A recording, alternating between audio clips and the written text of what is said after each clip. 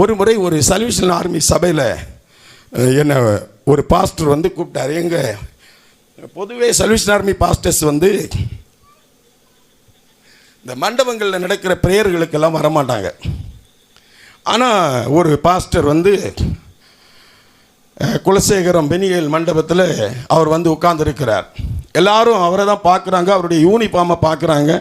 இது என்னடா இவர் இப்படி வந்திருக்கிறார் அப்படின்னு சொல்லிட்டு எல்லாரும் பார்க்குறாங்க. ரொம்ப கவனமாக கவனிங்க. அப்போ அவர் வந்து ஜெபத்தில் நல்ல ஆண்டவரோடு நல்ல ஜெபம் பண்ணினார், நல்ல கண்ணீர் விட்டார், நல்ல அழுதார்.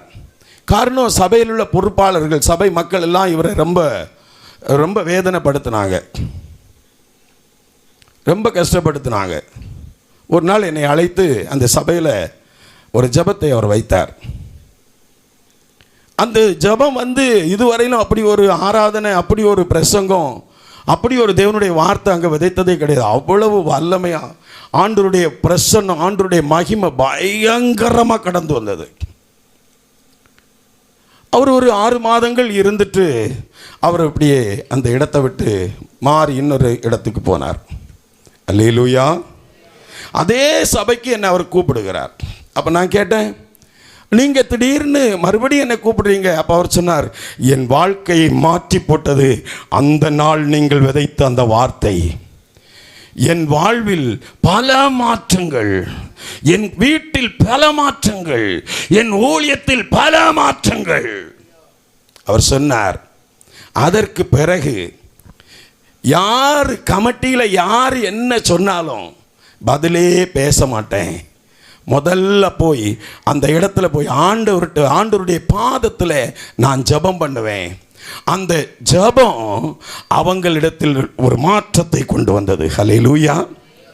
அந்த ஜெபம் அவங்களிடத்தில் ஒரு மாற்றத்தை கொண்டு வந்தது மாத்திரமல்ல, சபையில மாற்றத்தை கொண்டு வந்தது. சபையில மாற்றத்தை கொண்டு வந்தது மாத்திரமல்ல, ஊழியக்காரனுடைய குடும்பத்தை மாற்றினது. அல்லேலூயா, அல்லேலூயா. நீங்கள் பரிசுத்தமாக இருந்து ஜெபித்து பாருங்கள். அதற்கு தான் நிறைய இடங்களில் இன்றைக்கு 21 நாள் உபவாச ஜெபம், 3 நாள் உபவாச ஜெபம், 10 நாள் உபவாச ஜெபம், 40 நாள் உபவாச ஜெபம், அப்படி வைத்துக்கொண்டே இருக்கிறார்கள். உபவாச ஜெபம் அறிவித்த உடனே அவன் வந்துடுவான், நம்முடைய எதிரி வந்துடுவான். அவன் வந்து பல காரணமில்லாத ப்ராப்ளம் எல்லாம் கொண்டு வருவான், பிரச்சனை எல்லாம் கொண்டு வருவான். ஆனால் இங்கே பாருங்க, அன்பான தேவனுடைய பிள்ளைகளை, அப்படிதான் நம்முடைய பிதாக்களில் ஒருவராகிய யோசேப்புக்கு நடந்தது. யோசேப்புக்கு நிறைய நெருக்கம் ஒவ்வொரு பகுதியிலும். காரணம், யோசேப்போடு கர்த்தர் இருக்கிறார் என்பது ராஜாக்களுக்கு தெரியாது, சகோதரர்களுக்கு தெரியாது. ஆனால் யோசேப்போடு கர்த்தர் இருக்கிறது பிசாசுக்கு தெரிந்தது. அல்லேலூயா. உன்னோடு அவருடைய அபிஷேகம் இருக்கிறது, உன் உறவினர்களுக்கு தெரியாது, யாருக்கும் தெரியாது, ஆனால் கர்த்தருக்கு தெரியும். அடுத்து அந்த ஆசீர்வாதம் உனக்குள் இருக்கிறது பிசாசுக்கு தெரியும்.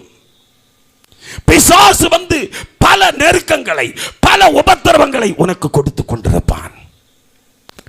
நீ வலது பக்கம் இடது பக்கம் எங்கும் சாயாமல் உண்மையாய் பரிசுத்தமாய் வேதத்தை வாசித்து உண்மையாய் வாழ்ந்து பாருங்கள். அல்லேலூயா.